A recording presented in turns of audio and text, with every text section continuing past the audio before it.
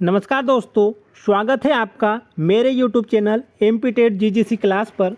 दोस्तों, आज हम आगमन विधि पढ़ने वाले हैं। मैंने इससे पहले प्रत्यक्ष विधि ऑलरेडी चैनल पर डाल चुका हूं। यदि वह विधि आपने नहीं देखी है तो उसको चैनल पर ज़रूर देखिए। आगमन विधि का अर्थ क्या है, उदाहरण के द्वारा समझते हैं। वहाँ से चल के कौन कौन से प्रश्न पूछे जाते हैं, कैसे प्रश्न पूछे जाते हैं, अभी तक कौन कौन से प्रश्न आ चुके हैं और कौन कौन से प्रश्न आ सकते हैं। आगमन विधि का प्रयोग हिंदी में कैसा किया जाता है, आगमन विधि का प्रयोग संस्कृत में कैसे किया जाता है, आगमन विधि का प्रयोग विज्ञान में कैसे किया जाता है, आगमन विधि का प्रयोग गणित शिक्षण में कैसे किया जाता है, ये सारे बिंदुओं पर आज हम चर्चा करने वाले हैं। दोस्तों, सबसे पहले हम आगमन विधि के खोजकर्ता को देख लेते हैं। आगमन विधि के खोजकर्ता अरस्तु है। कौन है? अरस्तु है। अरस्तु ने ही सबसे पहले आगमन विधि को खोजा था। अरस्तु ने कहा था कि जब शिक्षक अनेक विशिष्ट उदाहरणों के माध्यम से विद्यार्थी को सामान्य निष्कर्ष तक पहुंचाता है तो उसे आगमन विधि कहते हैं। दोस्तों, आगमन विधि को समझने के लिए सबसे पहले हम एक उदाहरण लेते हैं। जैसे मैंने लिखा 2 + 2 = 4, फिर मैंने लिखा 2 + 4 = 6, फिर मैंने लिखा 6 + 8 = 14। अब विद्यार्थी क्या करेगा? विद्यार्थी अब यह कल्पना करने लग जाएगा कि दो सम संख्या क्या है, 2 + 4 = कितना हुआ? 6, या मैंने 8 + 10 = कितना हुआ? 18। अब विद्यार्थी ये कल्पना करने लग जाएगा कि सम संख्या का योग हमेशा क्या होगा?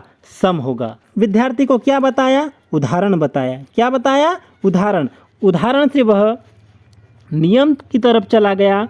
नियम क्या बना लिया उसने कि दो सम संख्याओं का योग हमेशा क्या होगा? सम होगा। तो दोस्तों, आइए एक एक बिंदुवार हम आगमन विधि को समझते हैं। सबसे पहले हम अर्थ देखते हैं, उदाहरण या संयोजन।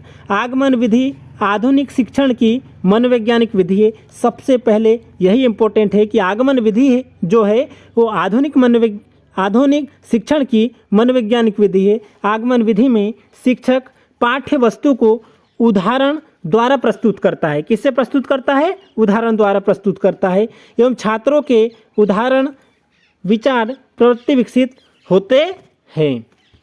दोस्तों, आगमन विधि के पक्ष या भेद देख लेते हैं। आगमन विधि के 2 पक्ष हैं या भेद हैं। पहला है प्रयोग प्रणाली। क्या है? प्रयोग प्रणाली। दोस्तों, सबसे पहले इसमें शिक्षक उदाहरण प्रस्तुत करता है। उदाहरण प्रस्तुत करते हुए स्वयं क्या बनवाता है? नियम बनवाता है।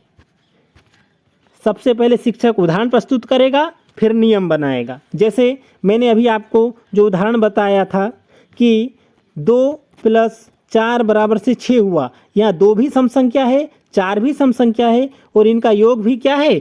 सम संख्या है, जो कि 6 है। तो शिक्षक सबसे पहले यह उदाहरण बताएगा और उसके बाद जो निष्कर्ष निकलता है कि सम संख्या का योग हमेशा सम संख्या होगा, तो वह एक नियम बना लेगा कि सम संख्या का योग हमेशा सम संख्या होता है। अब देखिए सहयोग प्रणाली। सहयोग प्रणाली में प्राथमिक कक्षाओं के लिए सहयोग प्रणाली उपयोगी है। इसमें शिक्षक विद्यार्थी या समूह की सहायता से अधिगम वातावरण बनाकर नियमों की जानकारी देता है। प्राथमिक स्तर पर क्या करेगा शिक्षक? जैसे 2 छोटे छोटे कंचे लेगा, 2 छोटे छोटे कंचे लेगा। अब इन 2 छोटे छोटे कंचों में फिर 2 छोटे छोटे कंचे क्या कर देगा? जोड़ देगा। तो कितने हुए? 4 हुए। अब बालक को ये बताएगा कि बेटा 2 छोटे कंचे और 2 छोटे कंचे, कितने कंचे हुए? 4 कंचे। 4 कैसी संख्या है? तो बालक बताएगा सम संख्या है। उसके बाद 2 कैसी संख्या है? तो वह भी कैसी संख्या है? सम संख्या है। इस प्रकार से शिक्षक बालक को समझा पाएगा 2 सम संख्या का योग हमेशा सम संख्या होता है। दोस्तों, आइए इसके सोपान देख लेते हैं कि इसके सोपान कौन कौन से हैं। पहला सोपान है विशिष्ट उदाहरण का प्रस्तुतिकरण। सबसे पहले शिक्षक उदाहरण प्रस्तुत करेगा। क्या प्रस्तुत करेगा? उदाहरण प्रस्तुत करेगा। फिर छात्रों द्वारा निरीक्षण। दोस्तों सोपान बहुत इम्पोर्टेंट है, हर बार एमपीटेट वर्ग 2 वर्ग 3 में पूछा जाता है। आपको 3 सोपान दे देता है और 1 सोपान नहीं देता है और आपसे पूछ लिया जाता है कि इनमें से कौन सा सोपान नहीं लिखा है, और नीचे ऑप्शन में 4 अन्य सोपान दे देते हैं जो कि इसमें से कोई एक होता है। आपको सोपान पूरे याद करना चाहिए क्योंकि ये सोपान आपको एमपीटेट वर्ग 3 और वर्ग 2 में ऑब्जेक्टिव के रूप में ज़रूर से ज़रूर पूछे जाएंगे। जैसे प्रश्न आया कि आगमन विधि का सोपान निम्नलिखित में से कौन सा नहीं है। अब यहाँ से ये पहला भी दे दिया, दूसरा भी दे दिया, तीसरा भी दे दिया, लेकिन चौथा जो ऑप्शन दिया जाएगा वो दूसरा ऑप्शन दे दिया, जैसे बोल दिया नियमीकरण या साक्षात्तीकरण। तो वहाँ से आप निकाल सकते हैं कि आपको यदि ये चारों सोपान याद हैं तो आप वहाँ से सही आंसर निकाल सकते हो। दोस्तों विशिष्ट उदाहरण का प्रस्तुतिकरण। पहला सोपान क्या है? विशिष्ट उदाहरण का प्रस्तुतिकरण। दूसरा है छात्रों द्वारा निरीक्षण। जैसे इसको समझने का प्रयास कीजिए। जैसे मैंने पढ़ाया संधि। संधि पढ़ाने से पहले मैंने अ प्लस अ लिखा तो इसका क्या हुआ? बड़ा आ हुआ। अब यहाँ पर मैंने उदाहरण प्रस्तुत किया। उदाहरण प्रस्तुत करने के बाद छात्र उसको क्या करेंगे? देखेंगे और छात्र निरीक्षण करेंगे कि छोटा और छोटा मिलकर क्या बनता है? बड़ा बनता है। उसके बाद शिक्षक द्वारा सामान्यीकरण। शिक्षक इसका क्या करेगा? सामान्यीकरण कर देगा। सामान्यीकरण कैसे करते हैं कि बेटा छोटा अ प्लस छोटा अ हमेशा बड़ा आ होता है।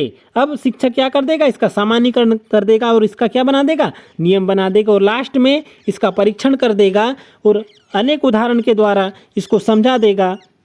इस प्रकार से इसके सोपान, पहला सोपान क्या हुआ? विशिष्ट उदाहरण का प्रस्तुतिकरण।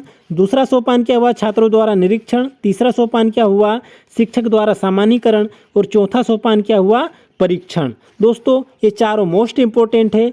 हर साल एमपीटेट वर्ग 3 वर्ग 2 में यहाँ से एक नए क्वेश्चन आता ही है। आपको ये चारों सोपान कंठस्थ याद होने चाहिए। अब इसकी विशेषता देख लेते हैं। यह छात्र केंद्रित पद्धति है। दोस्तों यह प्राइमरी लेवल के लिए भी उपयोगी है, यह मिडिल स्कूल के लिए भी उपयोगी है और यह हाई स्कूल के लेवल के लिए भी उपयोगी है। इसलिए यह कैसी है? छात्र केंद्रित पद्धति है। यह मनोवैज्ञानिक विधि है। मनोवैज्ञानिक विधि का मतलब यह होता है कि जो विधि छात्र के हित में हो उसको मनोवैज्ञानिक विधि कहते हैं। जो रटंत पद्धति से अलग हो उसको क्या बोलते हैं? मनोवैज्ञानिक विधि बोलते हैं। निम्न स्तर हेतु उपयोगी। यह सबसे ज़्यादा प्राइमरी और मिडिल स्कूल के लिए बहुत उपयोगी है। हाई स्कूल में हमेशा उदाहरण प्रस्तुत करना कठिन होता है। दोस्तों शिक्षण विधि का क्रम देख लीजिए। यह कक्षा शिक्षण के अंतर्गत आती है। शिक्षक एवं छात्र की अंतःक्रिया पर आधारित है। शिक्षक एवं छात्र की अंतःक्रिया पर आधारित कैसे है? आइए देखते हैं। आपने ये जो सोपान देखे हैं इसमें सबसे पहले शिक्षक उदाहरण बताएगा, छात्र उसका निरीक्षण करेगा, फिर शिक्षक सामान्यीकरण करेगा और छात्र अंत में क्या करेगा? परीक्षण करेगा। इसका मतलब क्या हुआ कि यह जो विधि है यह शिक्षक और छात्र दोनों की अंतःक्रिया पर आधारित है।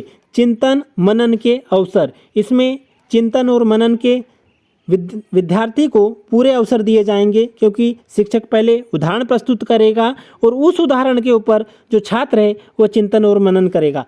सरल से कठिन की ओर। जी हाँ दोस्तों, इसमें सबसे पहले सरल उदाहरण प्रस्तुत किए जाते हैं। ज्ञात से अज्ञात की ओर। इसमें सबसे पहले ज्ञात का मतलब होता है कि जो हमको ज्ञात है। मैंने जैसे 2 लिखा, ये विद्यार्थी को ज्ञात है, और मैंने 4 लिखा, ये भी विद्यार्थी को ज्ञात है, और मैंने 6 लिखा और ये बता दिया कि 2 सम संख्या का योग हमेशा सम संख्या ही होता है। इसका मतलब क्या हुआ कि उसको 2 + 4 इसका बराबर से 6 तो पता था, लेकिन 2 सम संख्या का योग हमेशा सम संख्या होगा ये तो पता नहीं था।